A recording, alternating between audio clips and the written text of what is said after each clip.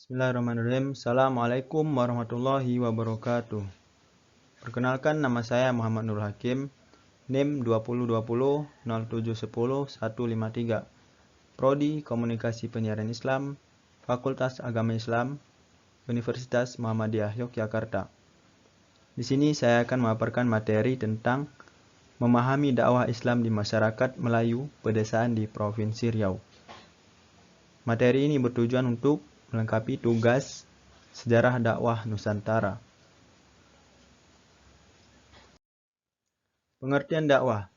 Secara etimologis, kata dakwah termasuk kata dalam bahasa Indonesia yang sudah baku, terbentuk dari kata serapan bahasa Arab dalam bentuk masdar, yaitu kata da'a. Kata tersebut berasal dari fi'il madi, yaitu kata da'a, yang bisa diartikan memanggil, mengundang, meminta, memohon, menyuruh, mendatangkan, mendoakan, mendorong, menuntut, dan sebagainya.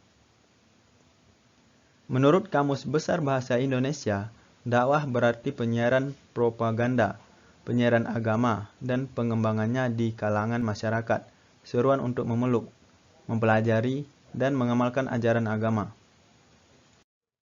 Kata dakwah sering dirangkai dengan kata ilmu dan Islam, sehingga menjadi ilmu dakwah dan dakwah Islam. Yang dimaksud dengan ilmu dakwah adalah suatu ilmu yang berisi cara-cara dan tuntunan-tuntunan bagaimana seharusnya menarik perhatian orang lain untuk menganut, menyetujui, dan melaksanakan suatu ideologi agama, pendapat, atau pekerjaan tertentu.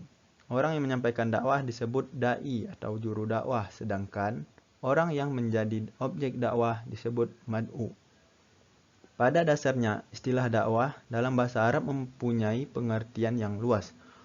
Untuk memperoleh pengertian yang dikehendaki, harus melihat beberapa hal yang dapat memperjelas pengertiannya dengan melihat kepada situasi, kondisi, fungsi, maksud, dan tujuan digunakannya kata tersebut. Masuknya Islam di masyarakat Melayu Riau. Sebelum masuknya agama Islam ke daerah Riau, tidak ada seorang pun dari penduduk Riau yang memegang agama Tauhid. Agama penduduk asli adalah animisme, yang percaya ruh nenek moyang dan para leluhur. Kemudian, menyusul pada sebagian penduduk mereka yang beragama Buddha dan sekali berkembang menjadi Hindu-Buddha. Dalam kesempatan ini, agar lebih jelas, pembahasan masuk Islam ke Riau dibatasi kepada beberapa daerah, yaitu Kuntu, Kampar, Rokan, Kuantan, Indragiri, dan Tapung. Menurut sejarah Riau, Kuntu Kampar adalah daerah pertama-tama di Riau daratan yang berhubungan dengan orang-orang Islam pedagang. Hal ini dimungkinkan karena sejak zaman Bahari, daerah ini telah berhubungan dengan pedagang-pedagang asing dari negeri Cina, India, dan Arab hingga Persia. Hubungan tersebut didasarkan oleh kepentingan perdagangan karena daerah lembah Sungai Kampar kanan dan kiri merupakan daerah penghasil lada terpenting di dunia dalam periode 500 sampai 140 Masehi. Oleh karena itu, tidak mengherankan kalau daerah Kuntu Kampar yang mula-mula dimasuki agama Islam. Berdasarkan perjalanan para penyiar agama Islam yang datang sebagai pedagang itu, maka besar kemungkinan pada abad pertama Hijriyah atau abad ke-7 Masehi, agama Islam itu mungkin telah sampai di Riau. Sebagaimana juga disimpulkan oleh seminar masuknya Islam ke Nusantara di Aceh tahun 1980, meskipun Islam telah masuk pada abad ke-7 atau 8 Masehi di Riau, namun penganut agama ini masih terbatas di lingkungan para pedagang dan penduduk kota di pesisir pantai tersebut. Hal ini disebabkan karena kuatnya pengaruh agama Buddha yang merupakan agama negara dalam kerajaan Sriwijaya waktu itu. Dari Kuntu, Islam diperkirakan menyebar ke Rokan dalam tahun 738 atau 1349. Saat mereka datang ke daerah ini, Rokan sudah memiliki kehidupan bermasyarakat yang teratur dipimpin oleh seorang raja yang berkedudukan sebagai primus inter pares bernama Raja Said. Masuknya pelarian-pelarian Muslim dari Kuntu berhasil membawa pengikut-pengikut Raja Said memeluk Islam, dan bahkan Raja Said sendiri akhirnya menjadi penganut Islam yang baik. Di samping di atas, terdapat pula pendapat-pendapat lainnya. Ada yang menyatakan Islam di Rokan berasal dari 5 koto: Bangkinang, Kuok, Salau, Rambio, dan Air Tiris yang terletak di tepi Sungai Kampar Kanan. Ada pula yang berpendapat bahwa Islam yang masuk ke Rokan datang dari Aceh, atau lebih dikenal Kerajaan Samudra Pasai, pada abad ke-14. Kerajaan Pasai ini adalah yang kemudian mensponsori berdirinya Kerajaan Rokan bernama Kerajaan Kunto Dar al-Salam, yang dalam perkembangannya sejajar dengan Kerajaan Aceh Darul Salam. Akan tetapi, pada abad ke-14 itu juga Kunto Dar as-Salam diserang Majapahit. Baru pada abad ke-16, terutama melalui tokoh Syekh Burhanuddin, bukan hanya diintensifkan kembali. Syekh Burhanuddin bukan hanya sebagai mubalik, tetapi juga bertindak sebagai guru. Dari Kuntu hingga Kampar dan Konto Dar as-Salam, Islam menyebar ke Kuantan dan Indragiri. Di antara ulama yang berjasa menyebarkan Islam ke daerah ini adalah Syekh Burhanuddin Al-Kamil, wafat pada tahun 610 atau 1214. Islamisasi yang dilakukan Syekh ini sampai ke Kuantan, terus ke hilirnya muara Sungai Indragiri seperti Sapat dan Prigiraja. Sumber lain menyebutkan masuknya Islam ke Indragiri melalui pantai barat Sumatera di bawah oleh seorang ulama bernama Sayyid Ali Al-Idrus. Jalur-jalur yang dilaluinya adalah dari Hadramaut, singgah di Samudra Pasai, dan sampai di pantai barat Sumatera, tepatnya kota Air Bangis. Di daerah ini ia tinggal beberapa lama dalam tugas mengembangkan agama Islam. Kemudian menuju timur dan sampai ke Kerajaan Siak, terus ke Pelalawan. Selanjutnya, teori Islamisasi di masyarakat Melayu Riau. Teori Islamisasi di Riau sampai saat ini belum ada dikemukakan oleh para ahli, meskipun teori Islamisasi Indonesia telah dikemukakan oleh para ahli sejarah. Namun, tidaklah dapat diperlakukan terhadap Riau karena perbedaan lokasi dan wilayah. Artinya, merumuskan teori Islamisasi Riau sama halnya dengan menggali kembali proses masuknya Islam ke Indonesia. Dengan demikian, mengingat masa lalu pada negara, bangsa, dan daerah merupakan suatu fenomena pencarian identitas dan jati diri. Sebagaimana yang dikatakan oleh Soekarno pada pidato kenegaraannya tanggal 17 Agustus tahun 1963 dengan judul Jas Merah, akronim dari kata-kata jangan sekali-kali melupakan sejarah.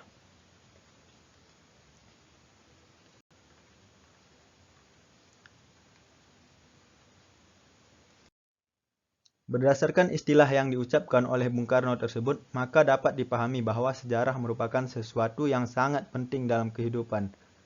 Karena dengan mengerti sejarah, maka seseorang, sekelompok kecil, atau sekelompok besar manusia akan dapat menjadi hebat dan cemerlang jika mengetahui dan menghargai masa lalunya. Oleh karena itu, kejayaan masyarakat terletak pada tingginya peradaban yang diupayakan melalui pengembangan ilmu, pengetahuan, serta bukti keberadaan tentang peninggalan yang terdapat pada zamannya. Akan tetapi, sebagian masyarakat zaman sekarang sangat kurang memperhatikan dan kurang memaknai tentang sejarah masa silamnya, sehingga mereka tidak mengetahui bahwa terdapat sebuah peristiwa yang sangat penting dikenang dan di lingkungannya seperti Islamisasi Riau yang telah membawa pembaharuan bagi masyarakat Riau. Karena Riau salah satu daerah yang terletak di pesisir pantai timur Sumatera Tengah, yang notabene adalah tempat persinggahan pedagang-pedagang bangsa asing. Dikarenakan Riau sebagai daerah yang strategis yang terletak di jalur silang pelayaran yakni Selat Melaka, maka sangat tidak mungkin tidak berpengaruh terhadap Islam. Berkaitan dengan wilayah-wilayah di persekitaran Selat Melaka, sebagaimana pandangan Lapian yang mengatakan bahwa Koying berada di pesisir timur Sumatera di sekitar Palembang dan Jambi adalah salah satu tempat persinggahan terpenting dan tertua di jalur pelayaran Selat Malaka menurut catatan Cina. Pelabuhan ini telah disinggahi sejak abad ke-3 Masehi. Khusus untuk periode awal Masehi di Nusantara dijelaskan bahwa tahapan-tahapan awal pesisir ini dimulai dari pemukiman-pemukiman kecil di sekitar bandar sungai. Para penguasa umumnya tidak memiliki kekuasaan melebihi batas-batas wilayah kekuasaan mereka dengan perkembangan dagang. Pemukiman berkembang menjadi emporium-emporium yang mendominasi. Kemudian keberadaan Koying mulai menghilang. Besar dugaan bahwa dengan menghilangnya Koying secara perlahan-lahan dikarenakan sudah tidak mampu lagi mengayomi wilayah yang sangat luas akibat berkembangnya pusat-pusat negeri baru yang semakin banyak.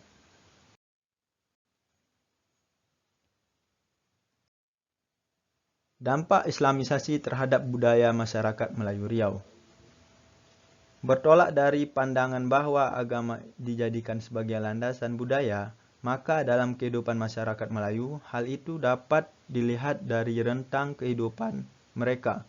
Berawal dari kepercayaan nenek moyang Nusantara yang bersifat animisme, dinamisme, kemudian beralih kepada Hindu-Buddha, kemudian berpindah kepada agama Tauhid yaitu Islam. Setelah orang Melayu bersentuhan dengan agama Islam dan mereka tertarik dengan agama baru ini sehingga mereka meninggalkan kepercayaan lama. Paling tidak ada dua penyebab utama ketertarikan mereka terhadap agama baru ini, yaitu pertama, agama Islam mampu memberikan jawaban yang memuaskan terhadap persoalan-persoalan yang selama ini belum bisa dijawab oleh agama atau kepercayaan terdahulu, seperti misteri hidup dan mati. Kedua, ajaran Islam sangat menghargai kebersihan ruhani, ketinggian budi pekerti, dan penampilan bahasa yang halus. Semuanya ini amat bersesuai dengan adat resam orang Melayu yang menjunjung tinggi budi bahasa. Karena itu, dalam pandang orang Melayu, inilah agama yang dapat dipakai untuk hidup serta dapat ditumpangi untuk mati. Medan kehidupan yang paling utama dihadapi pada masa awal setelah Islam dianut ialah menghadapi realitas budaya Melayu yang serat dengan muatan kepercayaan leluhur itu. Menghadapi kenyataan ini, maka agama Islam yang dipelihara oleh ulama melakukan beberapa tindakan budaya yang berjalan secara perlahan-lahan tetapi pasti, yaitu pertama, budaya Melayu yang masih kental unsur yang berasal dari kepercayaan atau agama sebelumnya digeser arah dari makhluk halus atau dewa-dewa kepada kekuasaan Allah yang kekuasaannya meliputi dan mengatasi segala makhluk dan jagat raya. Kedua, teks atau matan budaya yang berbentuk lisan seperti mantra, monto, jampi, serapah diberi baju Islam. Caranya, pembukaan mantra dimulai dengan bismillah, sedangkan akhirnya disudahi dengan kata Allah dan Muhammad. Jadi, dari luar mantra itu terkesan Islami, meskipun muatannya masih ada unsur yang berasal dari kepercayaan lama. Yang ketiga, dibuat karya-karya atau terutama sastra yang bercitra Islam untuk menandingi karya-karya yang masih berunsur syirik. Untuk menandingi berbagai mantra tersebut, maka dibuatlah tawar, doa, dan lemu yang mengandung unsur Islam lebih dominan. Tawar dipakai untuk menggantikan mantra yang dibacakan untuk ramuan obat dengan harapan keadaan si sakit akan kembali seperti semula atau tidak ada apa-apa. Doa dipakai untuk mengharapkan keselamatan dalam berbagai keadaan, sedangkan lemu merupakan semacam pengetahuan hakikat tentang sesuatu yang diambil dengan membuat semacam tafsirkan teks Al-Quran dan hadis. Keempat, memperkaya budaya Melayu dengan membuat berbagai karya tulis. Sebagian besar para pengarang Melayu adalah ulama. Mereka di samping menulis berbagai kitab untuk kepentingan dakwah Islam, juga menulis hikayat, syair, gurindam, dan pantun terekat untuk memperkaya khasanah budaya Melayu yang Islami. Selanjutnya kesimpulan. Dakwah merupakan usaha untuk mengajak manusia ke jalan Allah, juga merupakan suatu kegiatan ajakan baik dalam bentuk lisan, tulisan, tingkah laku, dan sebagainya. Secara etimologis, kata dakwah termasuk kata dalam bahasa Indonesia yang bisa diartikan memanggil. Kedua, kehadiran Islam di dunia Melayu merupakan babakan baru bagi kehidupan orang Melayu, karena sebelum datangnya Islam, orang Melayu hidup dalam dunia yang penuh mitos dan mistis. Islam hadir dengan membawa konsep-konsep dan nilai-nilai baru yang menggeser nilai-nilai yang berbau mistis ke arah pemikiran yang rasional.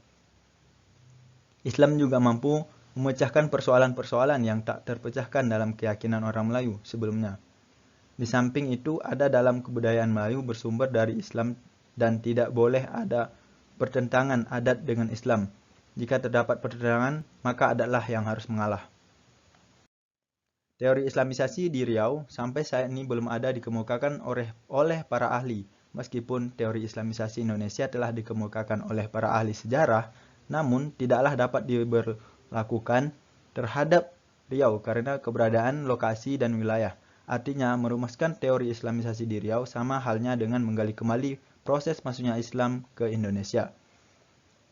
Dengan memasukkan nilai-nilai Islam dalam adat atau budaya Melayu akan mempermudahkan proses penyebaran Islam dengan budaya Melayu. Oleh karena itu, dapat dikatakan bahwa Islam merupakan teras utama daripada budaya Melayu. Namun, hal ini hanya sebatas kandungan nilai budaya saja dan tidak wujud sepenuhnya dalam perilaku masyarakat. Terima kasih atas perhatiannya. Lebih dan kurangnya saya mohon maaf. Wabillahi taufiq wal hidayah. Wassalamualaikum warahmatullahi wabarakatuh.